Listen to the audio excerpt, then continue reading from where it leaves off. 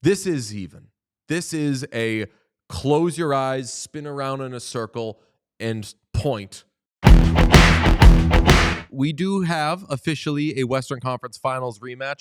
It will be the Dallas Stars hosting the Edmonton Oilers, and I think that mentally we've been kind of previewing and getting ready for this for a little while, although credit where it's due to the Winnipeg Jets. Fought the good fight. Did not think that they ultimately were going to get there, but they went as far as they could, and obviously a massive shout out to Mark Scheifele. On this series, you've got 2 more series left, or a series per conference. Eastern Conference has a favored team. That's the Florida Panthers. Mm-hmm. Western Conference, absolute pick 'em. -110 each side, pretty much any book you look at. And I agree with that. After the Oilers eliminated the Knights, I was riding really high, and I was like, I'm ready to punch somebody who's all in on the Stars, because if there's any team that you should be all in on and impressed by, it's the Oilers. And there's still some of that going on, but ultimately, as Sean kind of put eloquently, this is even. This is a close your eyes, spin around in a circle, and point. How do you feel about it? Where do you point? Pretty much. That's it. That's about it. Like I think that there's reasons to be confident on either side of the aisle right now, and I'm sure we'll get into it like over the course of the next couple of days. We already have when kind of lightly discussing the series. Like I think that there's been signs of overconfidence on both sides as well. Big time. And that's what I want to talk about. And I get it. Like I totally get like seeing the things through rose tinted glasses on either side, because like there's reason to believe. But let's not get crazy. This is an even coin flip match. One of these things is going to crumble. A team that only has 2 forwards going, and I will clarify, as I said that, it was like 2 forwards going. You have to clarify you're not talking about the Oilers. And a team that has Stuart Skinner as their goalie. And we all know that Stuart Skinner was good, very good in the playoffs last year once he came back, and he's been good the last 2 games. But really, will it surprise you if a team that has shaky, unreliable goaltending loses? No. Will it surprise you if a team that does nothing when Miro Heiskanen and, when Roope Hintz and Mikko Rantanen aren't on the ice, if that team falters? No. I'm going to give some stats to back up both those things. And this first one I stole from Tyler Yaremchuk. Stars, when one of Hintz and Rantanen is on the ice, 5-on-5, they're outscoring opponents 11-4. When neither are on the ice, they're getting outscored 17-8.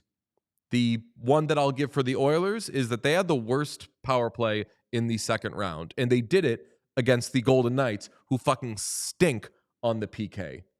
We were talking before the show. Sean said, if one of those things is going to change, I would say the Stars will get somebody beyond 2 forwards to get going. I also think the Oilers' power play will improve, but of the teams right now that are kind of getting away with something, which one do you think is more likely to solve their problem? The Stars getting more contributions, or the Oilers getting back to normal on the power play? I think the Stars getting more contributions, I agree. Especially with Miro Heiskanen. Like you mentioned Heiskanen by accident, but he actually is a big part of this series, especially given what you saw in his final game in that series against the Jets. He was a dog, and he was nasty, and that is the Miro that you've been waiting to see. That gives you a lot of confidence heading into the Western Conference Final that he is going to change the makeup and really light a fire in this offense that is very deep. Do I think it's as deep as that boneheaded Oilers fan that went on Twitter, or Stars fan? It was a Stars fan who went on Twitter and said that Matt Duchene is better than Leon Draisaitl. I got fucking wrecked. I don't know if we should pull it up at some point. No, maybe after, we don't need I to. got wrecked by, and my life has been too greatly committed by a random post from a hockey fan that was put onto my For You, and it was someone doing like an individual player breakdown by like the Stars' first line right wing is Mikko Rantanen. Mm-hmm. Oilers' first line right wing is Zach Hyman. Mikko Rantanen's better than Zach Hyman. All right, so that's one. And then they did that throughout the lineup. And doing that way with the Oilers makes no sense at all because their lineup changes every day.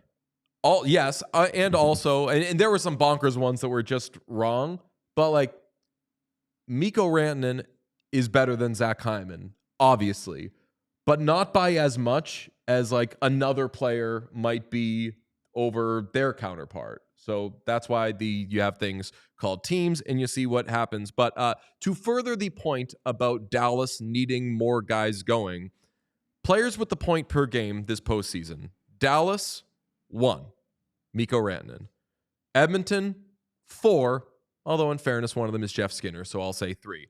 Players with half a point per game this postseason: Dallas 6, Edmonton 11. Connor Brown, and in fairness, Connor Brown fucking rules this postseason, would be the Stars' third most productive forward in this playoff. Now, I'll say that weird things can keep up and teams can still win. That Bruce Cassidy put it very well at their breakup day, where he said, if you were to tell me that McDavid and Draisaitl would barely score goals, or I forget what stat he was saying. I think it was maybe just like the power play would fire at 9% for Edmonton, and it was a 5-game series, I would assume that we won that series. So maybe Dallas can keep going with just 2 players.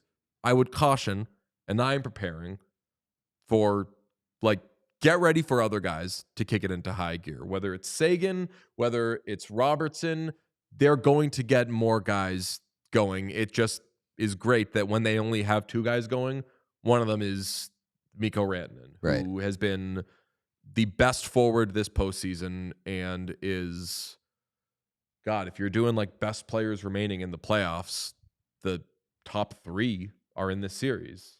Yeah, probably. Yeah, I mean, and like, I think that the Oilers power play can get going at some point. Like, I'm not saying that I don't believe in that, but they got a tough job. Like, they're going up against the second best penalty kill during the regular season in the Western Conference. So, like, the Stars can defend on the PK. And so, like, that may be an issue for them. But, like, ultimately, I think across the board, you kind of have to just reset things heading into this series. That's just the way that it works. I strongly agree with that because I mentioned I was riding high last week after Edmonton eliminated Vegas. How could you not? But if it's based on how did they play their last game, then we wouldn't have these series. If you're basing it on how they've played the last 2 games, obviously every Oilers fan should feel amazing.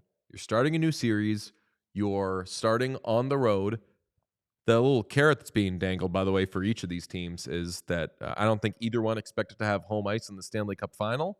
But look who got through on the East. It's the Hurricanes and the Panthers. So Western Conference will host the Stanley Cup final. That's pretty big. Could be huge. Went to 7 games last year. Imagine if it was in Edmonton over Florida.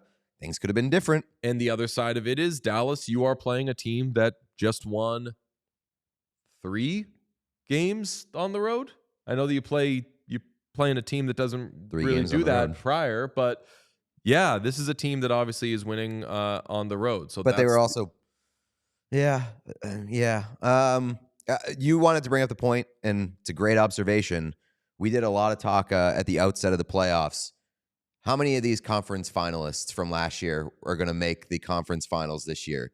The answer, 3 of the 4 are back. The answer really is like all of them, because we weren't taking the Rangers seriously anyway. So just like swap in a different thing for them. And gonna be completely honest, I forgot that the Rangers were in the conference finals.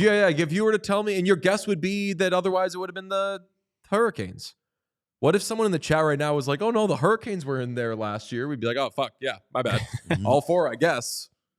But, and when we were having that conversation, we weren't talking about the Rangers because who cares? Rangers weren't going to be back this year anyway. They weren't even going to make the playoffs. We were talking about, is something going to happen to Dallas? Is something going to happen to Edmonton? Is something going to happen to Florida? And man, like, I really did think the Leafs were getting through Florida this year. I mean, asshole on me. I mean, I came close. I honestly think that if the Leafs had gotten past Florida last night, they would have won the Stanley Cup. Like, that's not rubbing salt in the wound, but like, the demons would have been exercised. They would have beat the the reigning Stanley Cup champs who had been playing really, really good hockey at home in a Game 7. And then, like, no disrespect to the Hurricanes. Obviously, the Hurricanes are a great team. But, like, there would have been some magic in that room had they actually won that game. Yeah, it's which one of these three teams that is returning is the most shocking this year to be there?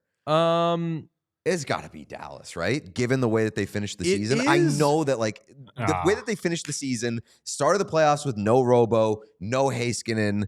Like, the fact that they're back here after going through the Avs and the President's Trophy winning Jets, kind of insane. I'm fucked on the Stars, and I'll compare it to when I was a kid and I read the fucking Harry Potter books, and everyone made fun of me for reading Harry Potter books because they were books and they were wizard things. And I was like, eventually, this is very embarrassing. I gave it up. I stopped reading the books as they came out. And then people made fun of people for reading Harry Potter. Oh, dude. Yeah, it was not cool. There's a word that we don't use anymore, but I was getting it left and right. And I was like, that may have been a you thing. I was reading Harry Potter. It may not have been the Harry Potter of it all. But it wasn't as you weren't reading Harry Potter when it was coming out. Yes, I was. You were in second grade reading Harry Potter. Okay, Pete. Well, I mean, I caught up like the first 3 books. Yeah, like so by then it was in the. By then it's a big thing in the zeitgeist. I'm in fifth grade. I'm reading a Harry Potter book. Everyone's calling me names because I'm reading about wizards. And eventually, by the time the 4th book came out, which was a few years later, and that was probably when, like, I was on season 3. Like, when season 3 was, I was watching season 3 live. Okay, yeah, you caught up. I was like, all right, now these books are 900 pages long. I'm kind of getting tired of them anyway, so I stopped reading them. And then all the people that bullied me, they're watching the movies and they're loving it. I never got around to seeing any of the Harry Potter things. I got out of it, and I feel stupid that it took an outside influence to get me to stop. I famously felt good about the Stars going into the postseason, and I let 2 very smart people kind of talk me out of it. And as Sean said last week, that's more embarrassing for me on changing my mind because of outside influences than it is on anything that anybody else had to say. We all silly like the mayor.